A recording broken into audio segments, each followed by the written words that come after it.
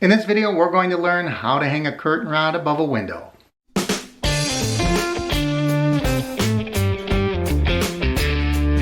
Hi, I'm Mark. This is the Average Me channel and welcome to Weekend Warrior. In this video, we are going to see how to hang a curtain rod above a window. Before we get started, let's get a lay of the land and see what we're dealing with. Now, this is a really wide window. It's over 8 feet wide. So because of that, we are going to be hanging 3 rod holders, including one right in the center here. Here are what the curtain rod holders look like. So we're going to be drilling 2 holes, one on the top and one on the bottom, to hold that in place. So what we have to decide is, are we going to use the anchors for the screws, or are we going to screw them directly into the wall? Here's how we're going to make that decision. The curtain rod brackets are typically mounted 2 to 4 inches above a window, 2 to 4 inches over, so right around here.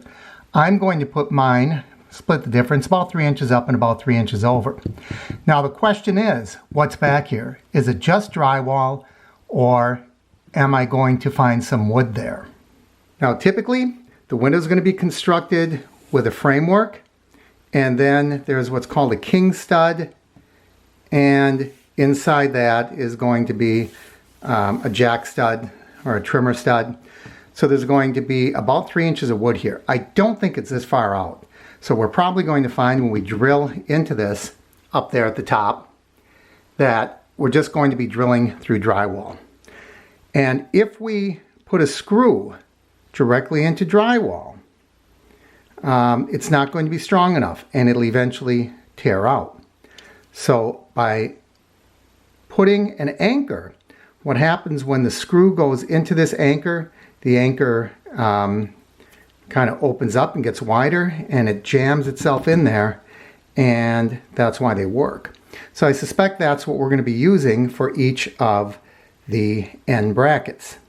Now for the bracket that goes in the center, that might be a different story, because above this window is a header.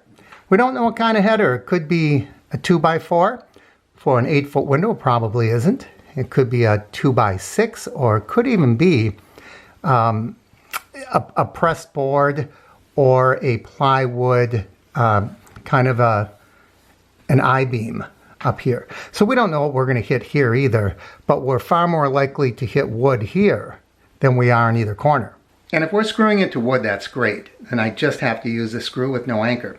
The way I'm going to find out is I'm going to take a small drill bit that is smaller than the screw, and I'm going to drill in, pull it out. If I see that there's wood on this drill bit, then I know I can just use the screw. If not, I'm going to drill a bigger hole and I'm going to use the anchor. So I marked 2 pencil marks where I'm going to drill my hole. The top one is 3 up and 3 over. So I'm going to be consistent with that. Make sure that the next 2 brackets, the top hole, will be 3 up and 3 over. I just drilled my pilot hole. Clearly I didn't hit wood, so I'm going to get my bigger drill that fits the size of the anchor, and we're going to drill all 6 of these holes. Now usually they tell you what size drill bit. They didn't here, so I'm just going to eyeball it, and this is about the right size drill bit. This is what we're going to go with.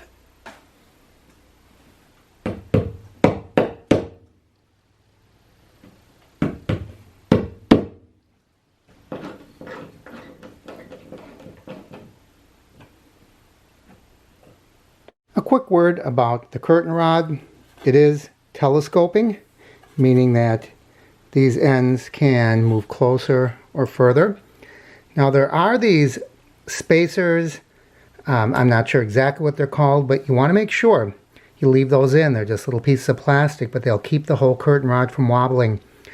If I didn't need all 3 sections, this section would go away, and I would just use these 2 telescoping sections. As is, I have a long gap to cover, so I have all 3 of these, and I can adjust them to the length I want. Now there are set screws here. Those are going to have to screw out in order to allow the curtain rod to fall into place. I'll need 2 hands to do that. And then once it's in place, I'm going to tighten that up again so it stays there nice and snug. And there we go. There's the center. Now the center is going to be seen, so I just might hit those screw heads with some paint to match the bracket or the wall.